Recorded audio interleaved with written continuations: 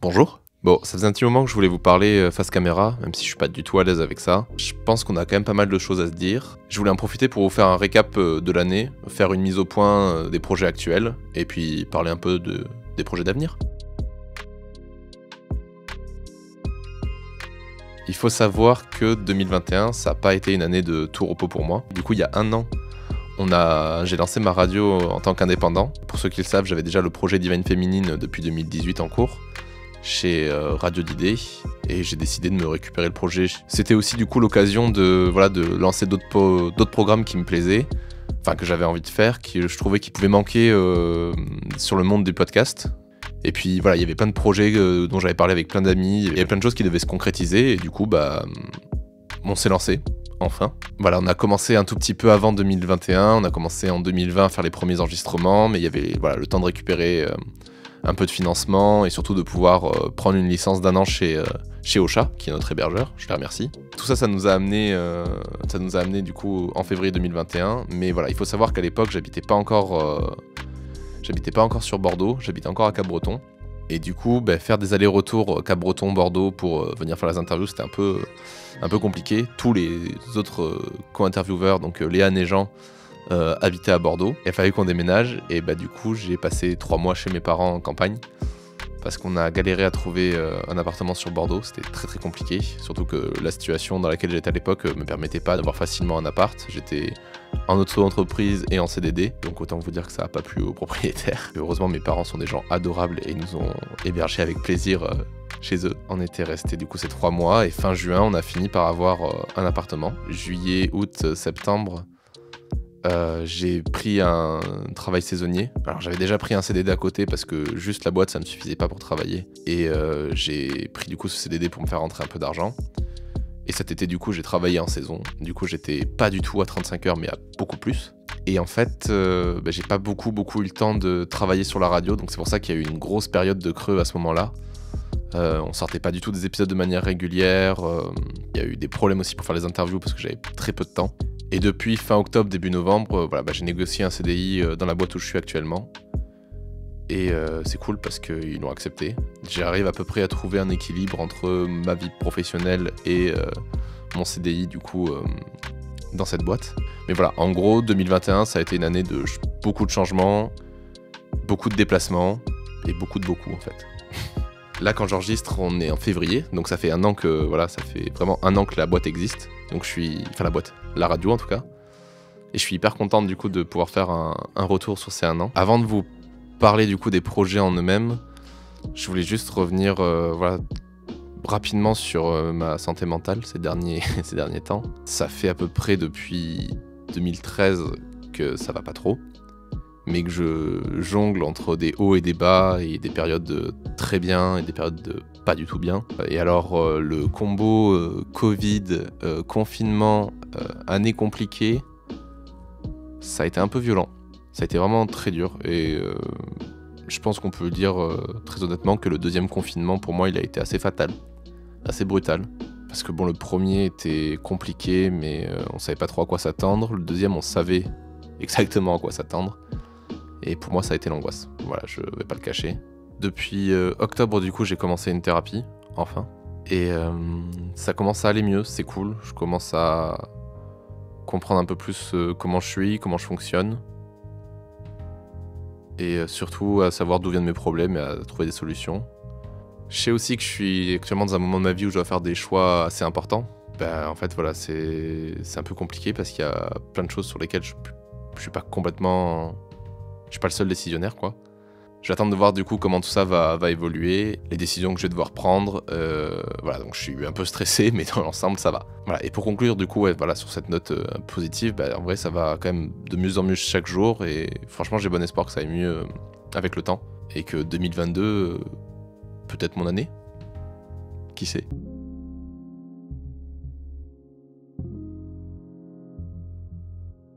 Alors du coup, taisez-vous avec Jean-Martin Pernier, que j'embrasse, bien évidemment, qui est un chouette copain. Et en fait, on a fait plein de projets ensemble sur 2021, et un peu 2022 aussi.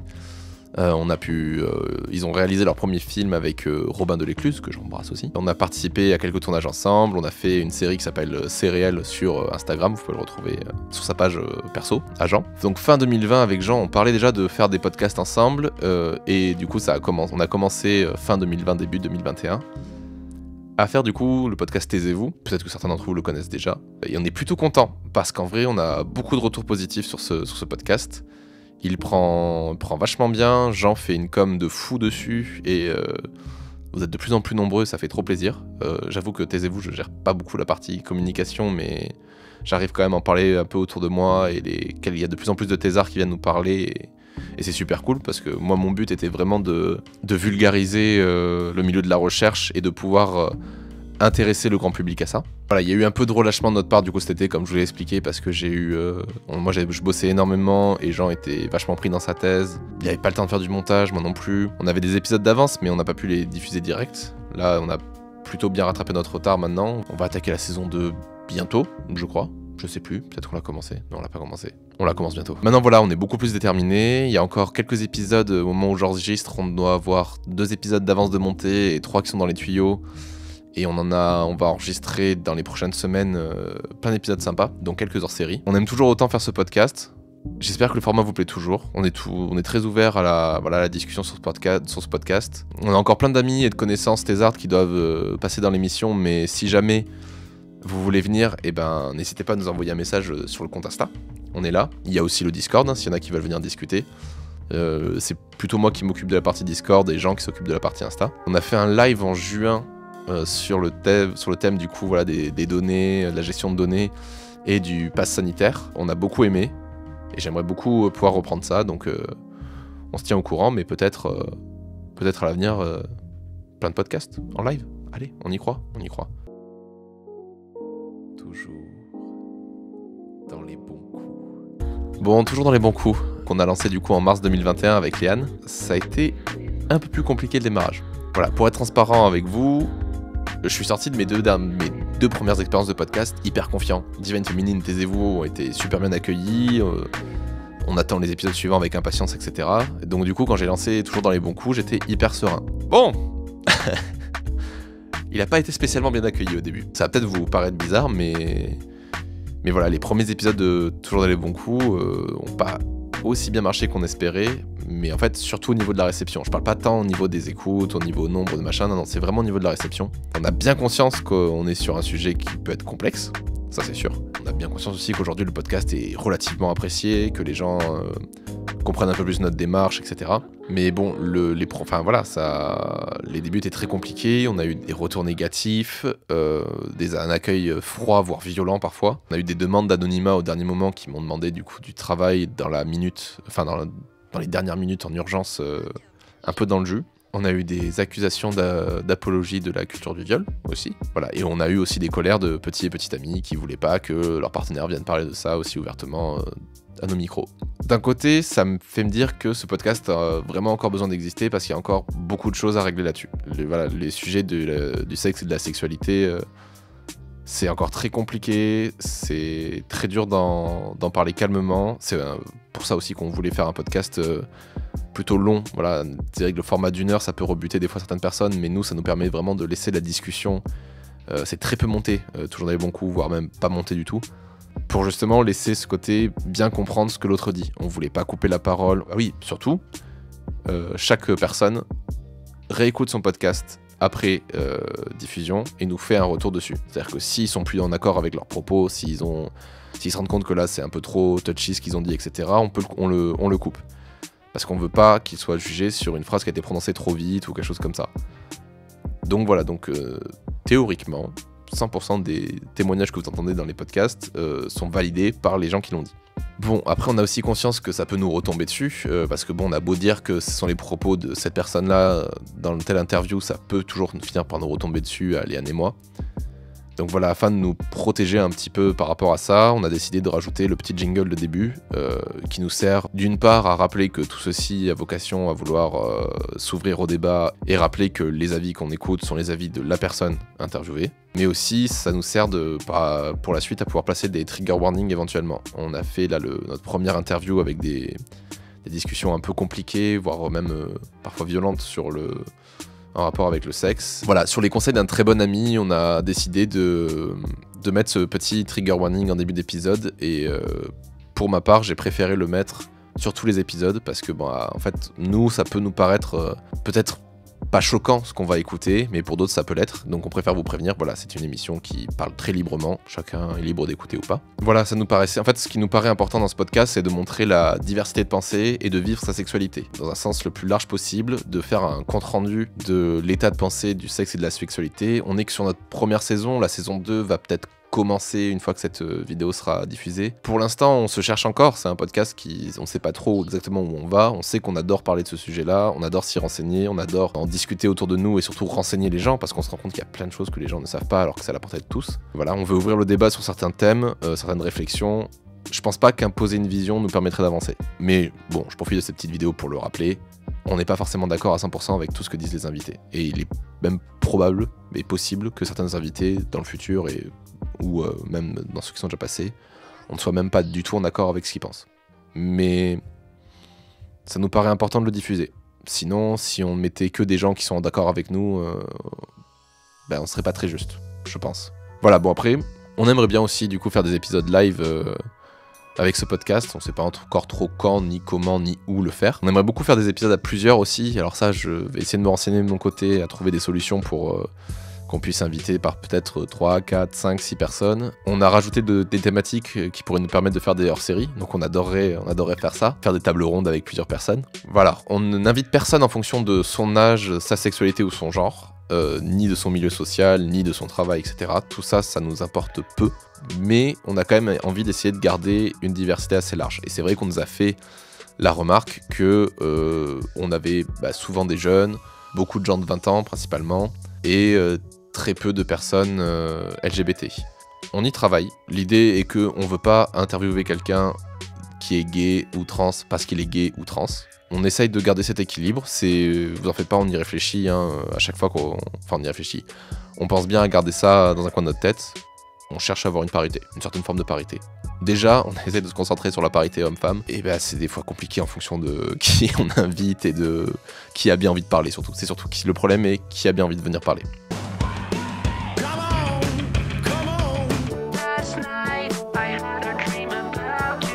Divine Féminine, est-ce que c'est pas le podcast sur lequel vous avez le plus d'attentes et le plus envie d'avoir des informations? Si, c'est le cas, tout le monde me pose des questions. C'est le podcast le moins régulier de ma vie. Comme j'ai dit au début, ça fait 3 ans que je traîne un peu cette série. Je galère de jour après jour à travailler dessus. Pour vous rassurer, je prends toujours autant de plaisir à le faire. C'est vraiment le podcast que j'aime le plus, mais c'est aussi le podcast qui me coûte le plus. Je m'explique. Ça me prend beaucoup de temps de le faire. Un épisode de Toujours dans les bons coups, taisez-vous, qui dure 1 heure, ça prend à peu près 1 heure à monter. Un podcast de Divine Féminine qui dure 15 minutes, ça peut me prendre des fois 4 jours à monter, voire 5, parce que c'est extrêmement long, parce que c'est de la fiction, même si c'est ma vie un peu qui est racontée dedans. Bon voilà, vous vous en doutez, c'est un podcast qui est mi-fictionnel, mi-romancé, parce que j'y raconte certes ma vie, mais c'est comme si je l'ai écrit comme si je voulais raconter un film qui parlait de ça, donc il y a des choses qui sont un peu arrangé, il y a des choses qui sont omis. Je ne fais pas relire ces podcasts à mes ex, aussi c'est important de le savoir. Je mets pas leur vrai nom, parce que s'il y a des gens qui veulent aller chercher, j'ai pas envie qu'on aille les faire chier. Mais voilà, c'est un podcast qui me touche particulièrement. Et j'ai cru comprendre que certaines personnes pensaient que c'était fini. C'est faux, on est à la moitié. Voilà, il reste encore à peu près 8 épisodes à Divine Féminine avant de se terminer. Donc l'aventure a commencé en 2012, je crois. Oui, 2012. 2012 dans l'histoire et se terminera en 2018. C'est pas simple. Et là, je vous avoue que surtout ces derniers temps, ça fait depuis juillet que je suis sur le montage du dernier. Il est extrêmement dur à monter. Je me mets énormément de pression parce qu'après les 2 derniers épisodes que j'ai faits et dont je suis particulièrement fier, c'est difficile de faire la suite, surtout que c'est un épisode interlude qui va arriver, et je stresse toujours de les sortir ceux-là parce que c'est les plus expérimentaux entre guillemets. Donc du coup actuellement ça va être l'interlude 2 qui doit sortir, et je flippe vraiment à l'idée de le sortir parce que il y a quand même l'épisode Wish You Were Here de Julia et Word of Love de Gaël qui sont sortis et qui sont 2 de mes épisodes préférés et le préféré de pas mal de gens aussi. Passer après ces 2 épisodes très quali, c'est difficile de proposer autre chose et surtout que voilà, vu que c'est un interlude qui est prévu juste après, bah j'ai un peu peur de, voilà, je vous cache pas que j'ai un peu peur de vos retours dessus. Je stresse un peu dessus et surtout que c'est un podcast qui fait, enfin là cet épisode fait vraiment beaucoup écho à une période de ma vie que j'ai retraversée récemment. Pas facile. C'est très dur de monter un épisode quand les larmes montent au bout de 2 secondes de montage.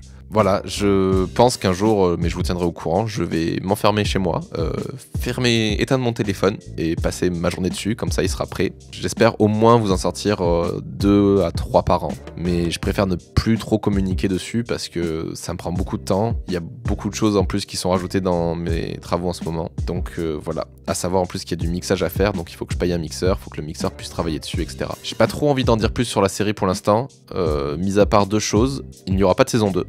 Bien évidemment. L'histoire s'arrête en 2018 et tout ce qui se passe après 2018, je ne souhaite pas le raconter dans ce podcast. Non pas qu'il n'y a pas de matière à faire une suite, mais que en fait elle était prévue pour s'arrêter en 2018 et il s'arrêtera du coup à cette période de 2018, tout simplement. Il y a peut-être des suites à envisager à ce podcast, mais en tout cas ce sera pas ma vie que je raconterai dans une potentielle saison 2. Et ensuite la deuxième chose à savoir, c'est que si vous souhaitez qu'on en discute un peu plus de Divine Féminine, eh ben j'ai créé un compte Insta. Bah oui, ça y est. Ça fait des mois qu'il existe, mais je l'ai absolument pas bien préparé. Mais bon, normalement, le temps que la vidéo sorte, il sera mis à jour et je vous mettrai un petit lien pour que vous puissiez aller voir.